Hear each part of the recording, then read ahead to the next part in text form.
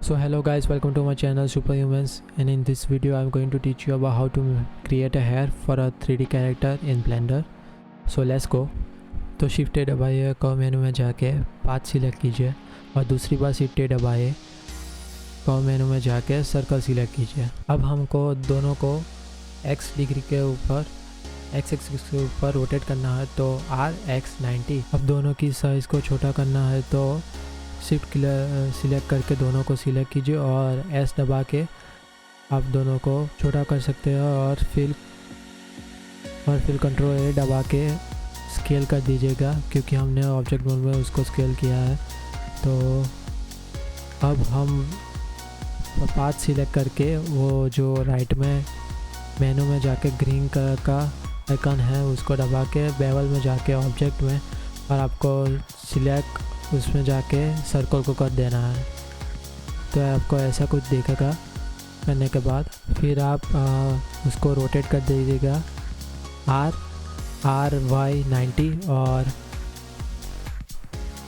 Adjust कर दीजिएगा, और उसको टैब मोड में जाके हम लोग देख सके कि 4 वर्टेक्स है, तो हमको उसको चेंजेस करके हमको हेयर बनाना है।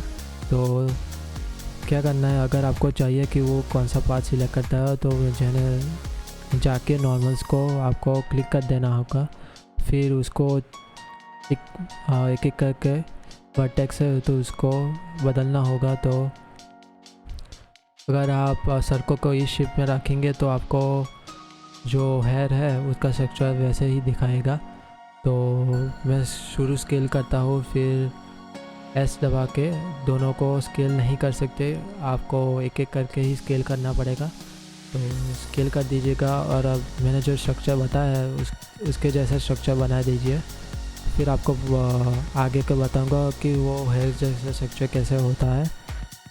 स्केल होने जाने के बाद मैं यहाँ ट्रायंगल शेप जैसा बनाना चाहता हूँ, तो दोनों को स्केल कर दीजिएगा और दोनों को शिफ्ट सिलेक्ट करके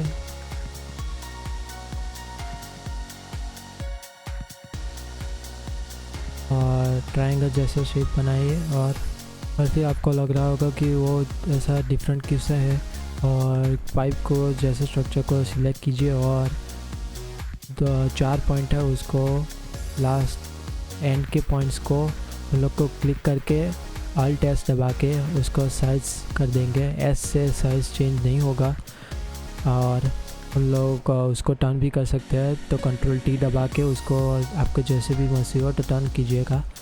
हम लोग को ऐसा शेप बनाएंगे तो ऐसा बाल बन सकता है ब्लेंडर में। तो अगर आपको कलर करना होगा तो व्यू पुट डिस्प्ले में जाके हमको सिलेक्ट कर दीजिएगा कलर, पर मेरे पास पहले से ही है, तो मैं शिफ्ट सिलेक्ट करके कंट्रोल F दबा के उसको मटेरियल लिंक कर दूंगा, तो सेम कलर आ जाएगा। और मैं फिर से कह देता हूँ कि वो टैब मोड में जाके अगर S दबाएंगे तो उसकी अल्ट S दबाएंगे तो उसकी साइज़ चेंज होगी, और कंट्रोल T दबाएंगे तो वो रोटेट हो जाएगा आपको जैसा भी चाहिए ऐसा। तो अब एडिट ऑब्जेक्ट मोड में आके उसको शिफ्ट सिलेक्ट करके शिफ्ट D दबाएंगे और उसको डुप्लीकेट बना देंगे, और दोनों को क्लिक करके हम लोग M दबाएंगे और नया नेम और मेनू में डाल देंगे, तो हमको पता चलेगा कि कौन सा हेयर है। तो जो शिफ्ट सिलेक्ट किया है उसको हम हेयर के ऊपर एडजस्ट कर देंगे रोटेट करने के बाद, और उसको कंप्लीट हेयर जैसा लगने चाहिए तो रोटेट करके अल्ट T दबा के कर सकते हैं, और वैसे भी रोटेट कर सकते हो। और उसको scale X axis, Y axis और Z एक्सिस हम लोग नेक्स्ट वीडियो में देखेंगे कि कैसे स्कल्प बनाया जाता है। और ये मैंने जो स्कल्प हेयर का बनाया है वो तो रैंडम है, पर this is how hair are made by a cow.